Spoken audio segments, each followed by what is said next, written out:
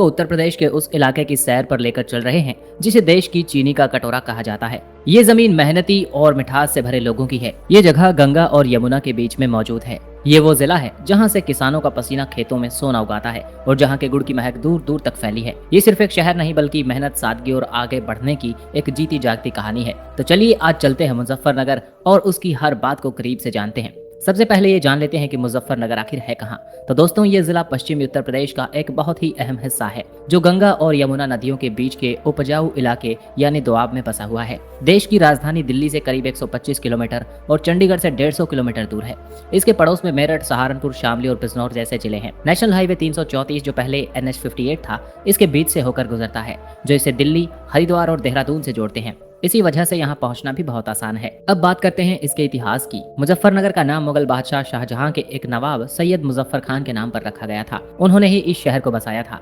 ये इलाका हमेशा से खेतीबाड़ी के लिए बहुत ही अहम रहा है। 1857 में जब आजादी की पहली लड़ाई हुई तो यहाँ के लोगों ने भी अंग्रेजों के खिलाफ अपना पूरा दमखम दिखाया था। समय के साथ ये शहर खेती से जुड़े व्यापार का एक बहुत बड़ा केंद्र बन गया। अगर यहाँ के लोगों और संस्कृति की बात करें तो मुजफ्फरनगर की असली पहचान यहाँ के लोग हैं। यहाँ के लोग दिल के साफ, मेहनती और अपनी जुबान के पक्के माने जाते हैं। यहाँ की हवा में आपको ग्रामीण भारत की सादगी महसूस होगी। यहाँ ज्यादातर खड़ी बोली बोली जाती है जो सुनने में हरियाणा जैसी लगती है, लेकिन उसमें अपनापन खूब होता है। यहाँ की संस्कृति खेती बाड़ी से गहराई से जुड़ी है। और दोस्तों, जब मुजफ्फरनगर की बात हो और यहाँ की अर्थव्यवस्था का जिक्र ना हो तो बात अधूरी है। ये जिला देश की मिठास का केंद्र है। यहाँ की जमीन पर गन्ने की फसलें लहराती हैं, जिसे यहाँ के लोग हरा सोना कहते हैं। पूरे भारत में सबसे ज्यादा चीनी मिलें इस इलाके में है। सर्दियों में जब कोल्हू चलते हैं तो हवा में फैली गुड़ की मीठी मीठी खुशबू आपका दिल जीत लेगी। गन्ने के अलावा यहाँ गेहूं, चावल और सब्जियों की भी जबरदस्त खेती होती है। खेती के साथ साथ यहाँ पेपर और स्टील के भी कई कारखाने हैं जो लोगों को रोजगार देते हैं। पढ़ाई लिखाई और सेहत के मामले में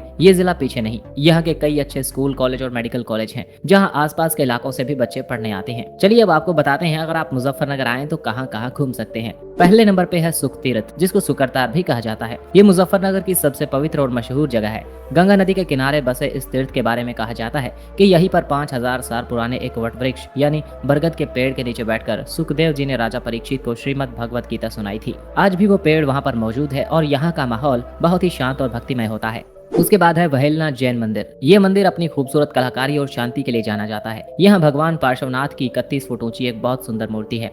उसके बाद में गणेश धाम, जहाँ भगवान गणेश की 35 फुट ऊंची एक विशाल मूर्ति है जो बहुत से भक्तों को अपनी ओर खींचती है। ये भी जान लीजिए मुजफ्फरनगर सड़क और रेल मार्ग से बहुत अच्छी तरह से जुड़ा है। दिल्ली, देहरादून, चंडीगढ़ जैसे शहरों से यहाँ के लिए सीधी बसें और ट्रेनें मिल जाती हैं। सबसे नजदीक एयरपोर्ट यहाँ पर दिल्ली और देहरादून में है, जहाँ आप टैक्सी या बस से आसानी से पहुंच सकते हैं। हर शहर की तरह मुजफ्फरनगर ने भी अपने हिस्से में उतार चढ़ाव देखे हैं, लेकिन यहाँ के लोगों की सबसे बड़ी ताकत है उसकी मेहनत और आगे बढ़ने की लगन। आज ये जिला विकास की राह पर तेजी से आगे बढ़ रहा है। तो दोस्तों, मुजफ्फरनगर सिर्फ गुड़ और गन्ने का शहर नहीं, ये खेतों की हरियाली, लोगों की मेहनत और दिलों की मिठास का एक संगम है। आज के लिए बस इतना ही। उम्मीद है आपको मुजफ्फरनगर का ये सफर पसंद आया होगा। अगर वीडियो अच्छा लगा तो इसे लाइक करें और अपने दोस्तों के साथ शेयर करें।